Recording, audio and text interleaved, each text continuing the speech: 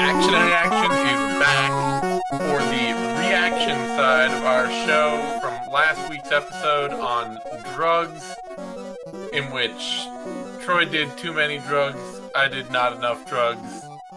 I'm pretty sure that's how I remember it, right?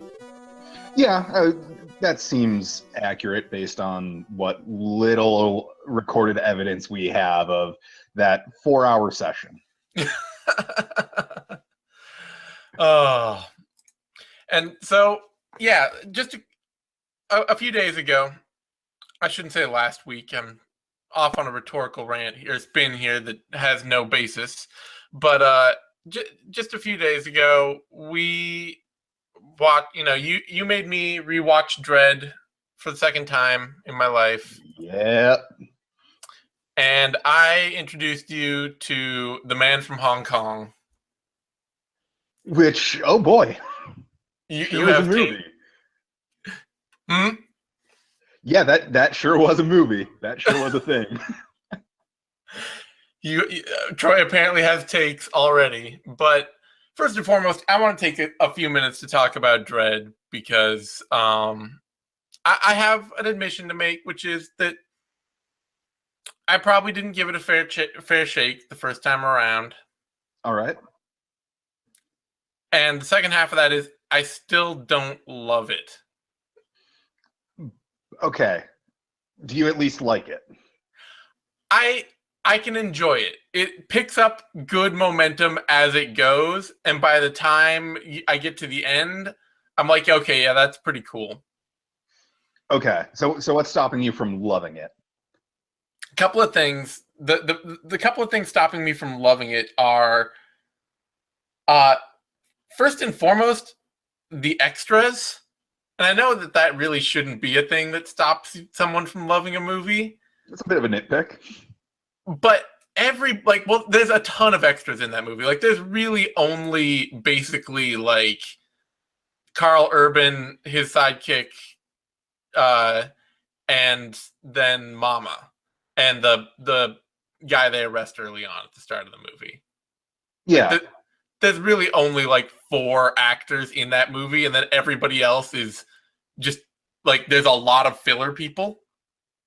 Right. Like, the only other person I can think of with probably not even a name, but a discerning characteristic is the like tech nerd who works for Mama. Yeah. Like, that's the closest to a real character besides those 4. Yeah.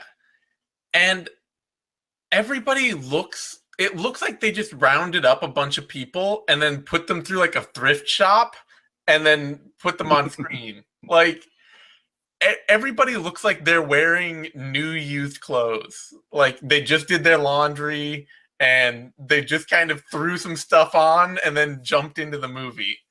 Like, they have that whole little like tiny narrative arc about the dude that I guess is probably the brother of the sidekick woman, or a friend that she knew growing up. And it's like this dude in a striped polo shirt and khakis with an Uzi. I'm just like, did you just get home from your IT job and then you're like, shit, this guy's coming after my drugs? Yeah. I mean, I feel like a lot of that is, yeah, that's what people would look like in Peachtrees. That's what they would wear. That's where they would shop. That's how they would dress. They got bigger problems. Maybe it's just hyper reality then. Maybe that's the problem that I'm nitpicking. That could be it.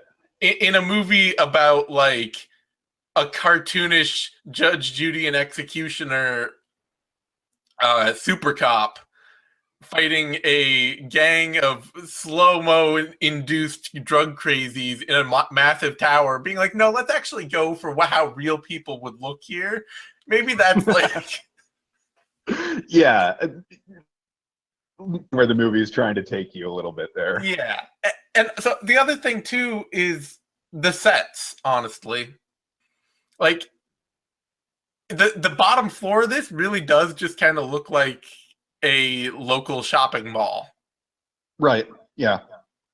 And all the rooms just kind of look like blank rooms where they like either CGI'd in or just threw like a sci-fi object in there, or it'll be just like nothing looks lived in or like it has any wear to it at all. I think that this is something that kind of worked for me. Like you get that it's a very sterile environment. Like that bottom floor, yeah, Mm-hmm. it is sterile. This is essentially like a four-sided strip mall with a concourse in the middle. The apartment is very people are poor and broken in this dystopia that doesn't provide for them. And so, yeah, their apartment should be a little bit dehumanizing. Yeah, it doesn't give me like I feel like a lot of the movie doesn't give me anything visually to latch onto. Like I'm either really like in love with the drug effects Yep. or otherwise I it's just kind of like there's a lot of CGI induced or CGI covered violence that doesn't quite have the same pop as like a good blood pack and a stunt man for me. And then I don't have any other like rich visual pull for the movie. You know, that's actually interesting because one of the things that I thought was a really kind of breaking the mold choice was a lot of the visual choices they made. Where for an action movie that's meant to kind of be a bit of a blockbuster, coming out in 2012, you'd think that they would go for that like same safe, like the blue and orange contrast that's like every action movie right now. Mm-hmm. And Dredd did a good job of mixing that up. There's a lot of that like horror movie green mixed in. I feel like the overwhelming tone was like kind of yellow most of the time. Yeah. And red when it's, that very rich red for blood, or when Mm-hmm. they're highlighting it on the judges on their uniform. I thought it was really well styled that way, in a way that a lot of action movies just they'll go for that template instead of doing something a little more vibrant. Yeah, I'm not saying I want it to be like gritty in the stereotypical action movie grit. I guess it just felt a little to me like I'm watching a really excellent 2 hour video or hour and a half video game cutscene. I think that we have a better idea of what a video game cutscene looks like in a movie thanks to our other Karl Urban movie. Yeah, okay, fair. But I mean, like, just, like a cinematic video game cutscene where they, like, want you to treat it like it's a video, like, not a video game cutscene, like, oh, in first person, but, like, and now we're pulling back and watching as the character does something and talks to people. Yeah, I would say they definitely do treat the characters like action figures. Yeah. So it just, I don't know, like, I guess how I would be. A good comparison is just recently on Twitter, somebody I know talking to there tried to make a really dumb point, which was that On John Wick is Twitter? not a very good movie if you take the fight choreography out of it. Oh, I saw that. Let's hear Yeah, your point, but I also went in on that. yeah, which is like, well, the glorious thing about a good action movie like John Wick is the choreography. Like that's what you're there to celebrate. Is like there's a whole subgenre, gun operas being the core alongside kung fu movies, where what you're showing up for is amazing choreography. Right. And so if a movie like that has amazing choreography, you're literally like, it would be like saying, wow, Alien is really not a good movie without any alien. If you took all the aliens out of it or something, like.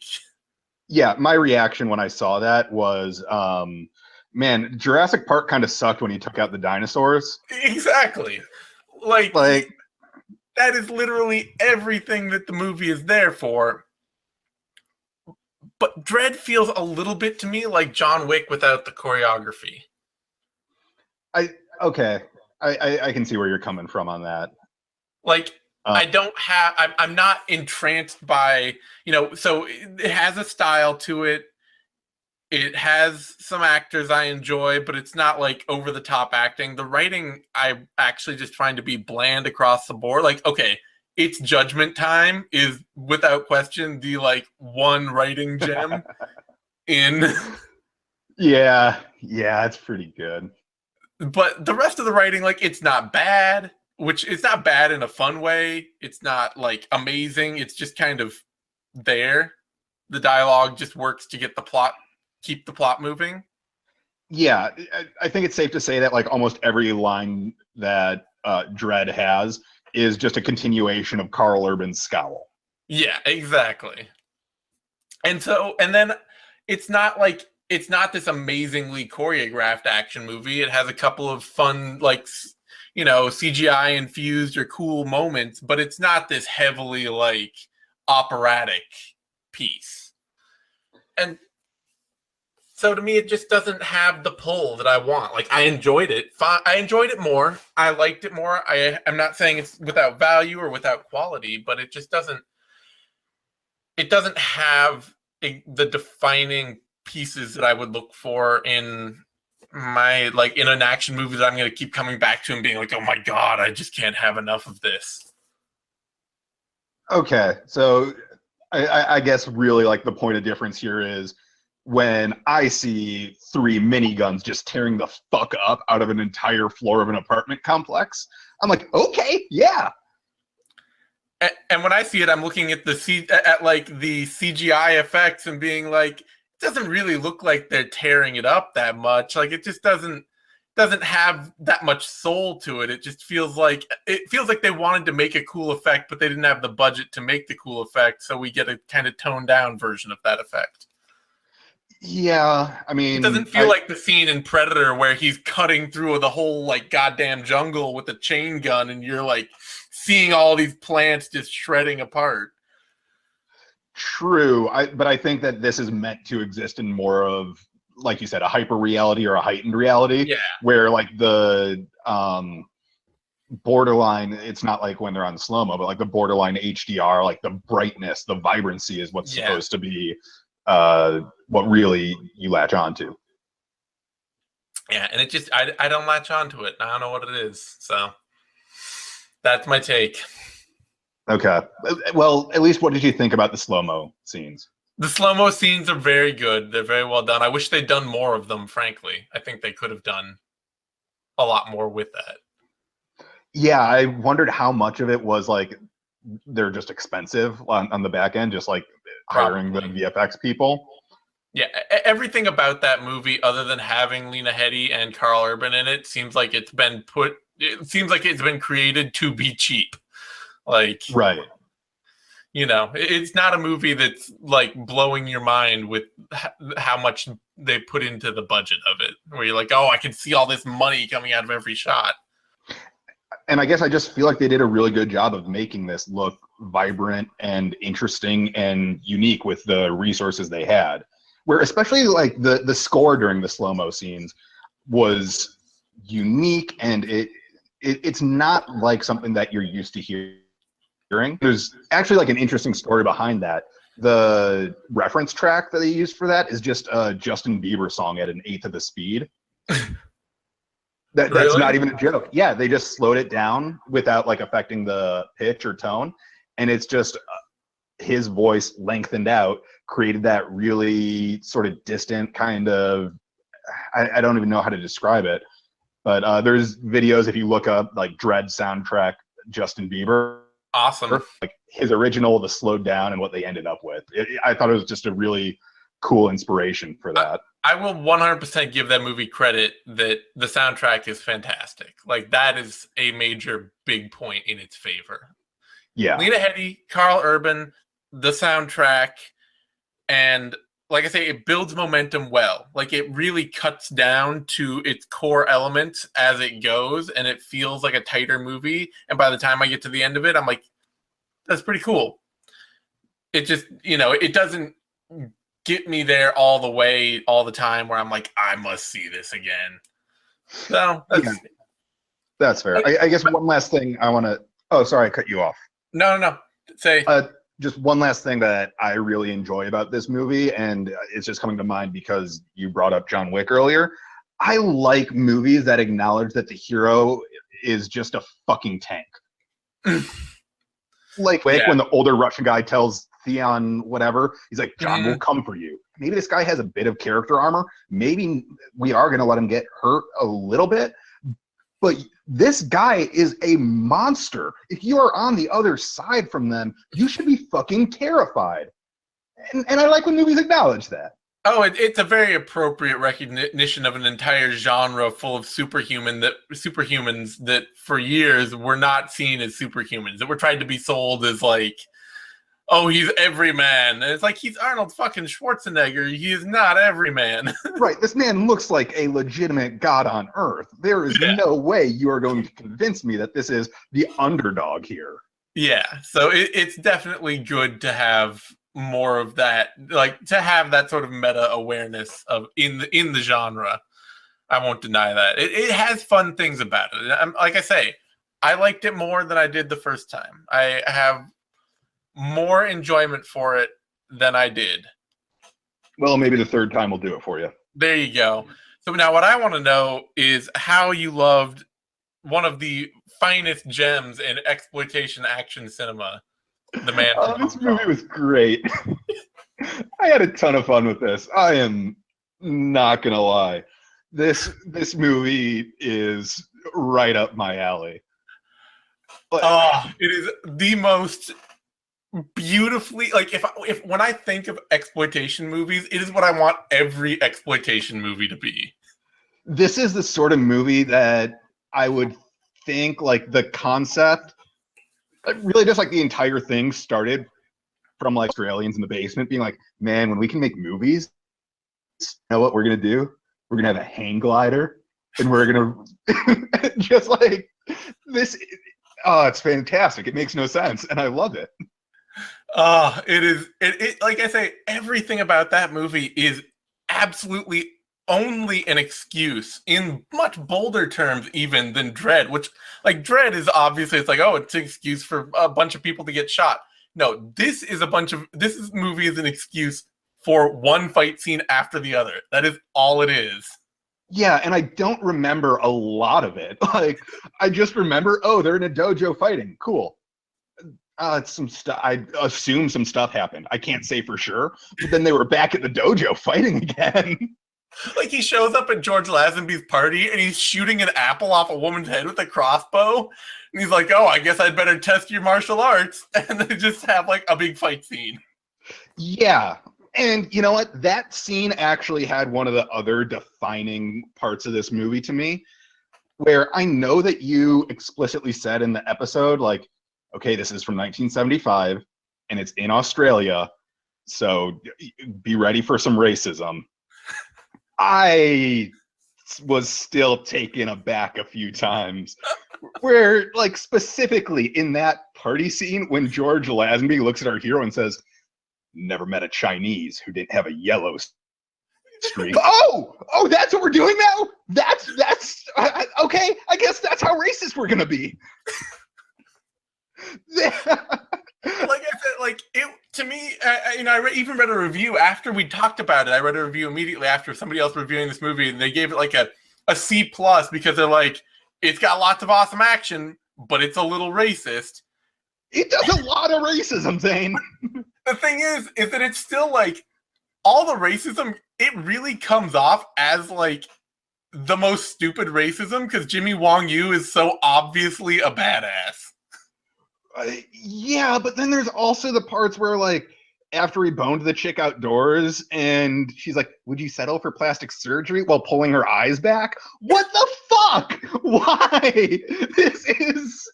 This movie has some elite quality racism. This is Australia in 1975 racism, and anybody who watches it, well shot, it's well acted for what it is, but be ready. Brace yourself. The filming in that movie is really surprising to me because I expected it to look like, you start watching it with like the hang glider scene, whatever, and like the beginning, you're like, okay, this is just gonna be super trashy, and then it's got a bunch of really well filmed, like, the camera work is generally, I think, pretty excellent across the movie.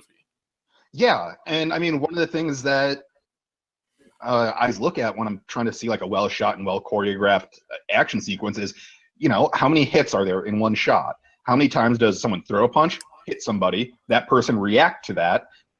If we count that as one hit, how many of those happen in per shot? And some of these get up to like 7, 10, like 12 hits in one shot.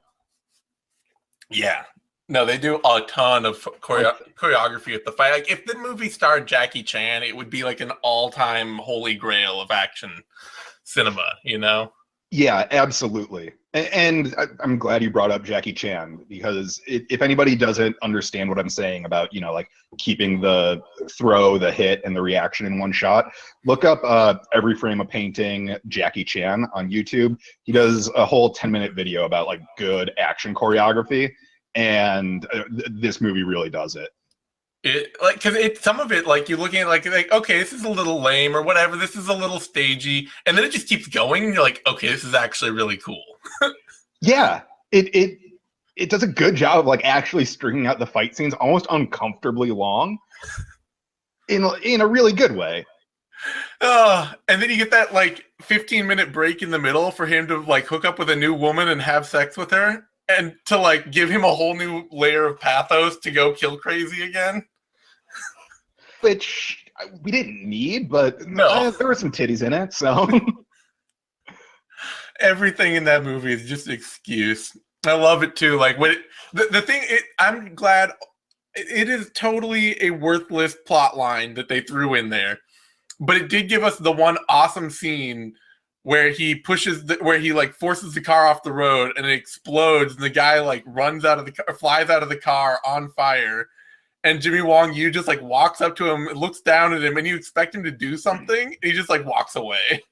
Yeah. Like, there's this guy screaming on fire, and he's just like, eh. Yeah. Because he's so much more violent than he needs to be as a hero. Like, all the time. Right. Like, that bleeds into the choreography, because this dude hits people in the dick all the time. All the time, like at least once per scene. He has no qualms about just going straight to the dick, punches, kicks, whatever it takes. And I've been very vocal and consistent that kicking people in the dick rules. Oh, I love and it. Also, I was going to say that cut you brought up in the show where he kicks the dude in the balls and then they cut to the break on the billiards table. Oh man. Some decisions they're making. It's fantastic. Oh. And like, too, it was one of those movies I keep expecting it to like go off the rails and get like dumb in a bad way.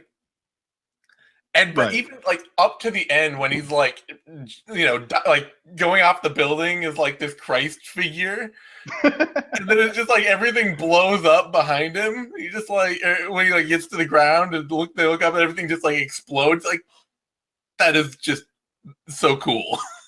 Right. And they had no reason to do it. They didn't have to blow up the whole thing. But I'm glad they did. That's how I feel about almost all of this movie. Like, you did not have to do this. No part of this was necessary. But, I mean, even like little details, like when he's chasing down the shooter early in the movie, and the guy, like while they're fighting, the back of his pants split. But it's not like they don't focus on that. It's just every so often you see that he's wearing yellow underwear underneath his split pants. And it's funny, but not just played for laughs. It's kind of grounding. I like it. Or when he's chasing him also, and he's like, the guy like climbs over a fence, and he's just like, I'm just gonna jump over this fence. And he's like, right. What? It's like an 8-foot tall fence, and you are probably 5'3".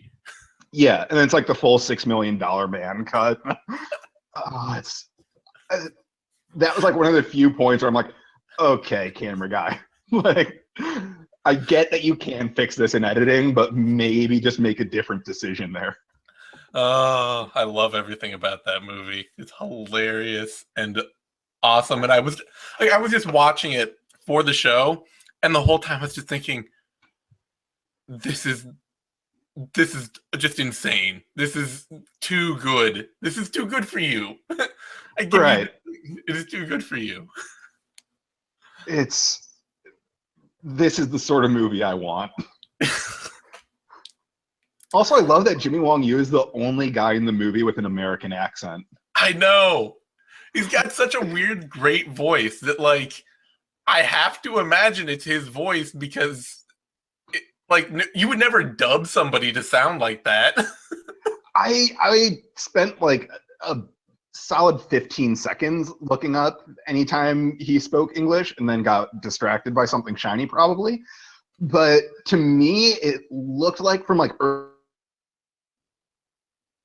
early English and said the lines in English, but then they just like dubbed him over with a Midwestern guy. I don't know. See, I think he said the lines in English and then they dubbed him over with his own voice, speaking the lines like more slowly in English. Because he's just got such a weird act. Like it's American, but it's a really weird American accent. Like, yeah, it's like that practiced, like on the shore of Lake Michigan newscaster accent. Yeah. And it's just like, I can't imagine that they would have chosen to dub this voice over if they were dubbing a voice. But I also can't every other decision they made in this movie. Oh, it's so true. It's so true. I also love how beat up he gets in the movie too. Like, yeah, he ends up bloody and like cut up and just like complete mess multiple times. Yeah, and it really raises the stakes of it because you know, like, there are consequences for our hero if he gets hurt. So, one question I have to ask: do you think he had to pull the pin on the grenade? No, I don't think so. No. That's what I love. Is by the time you get to that point in the movie, you're just kind of like, he's really sadistic, like really way more sadistic than he needs to be. Right. But everyone else is so racist that you're just like, okay, go for it. It's like the guy's coming in the window and he's like, oh, well, chink. Yeah. Hold the pin. Might as well blow up this entire floor of this building. You don't know who else is on there, but fine. You're Jimmy Wong Yu. This is what you do. You had a paraglider. God bless. Oh, and the at the same time horrible and awful soundtrack really is the perfect accompaniment. Sounds like something from between Final Fantasy VI and IX. Like, it really sounded like it was they threw together a video game score that had to fit on a, well, I guess 3 CDs, but it was clearly like made to be lean. Which it's perfect. It's exactly what the movie needs. It's very fitting. Absolutely. I'm glad you enjoyed that. I worried that you might not somehow. Like, your lead in when we were talking, you're like, oh, that was a movie. And it's like, did he not like Man from Hong Kong? Because I could not stop smiling watching that movie.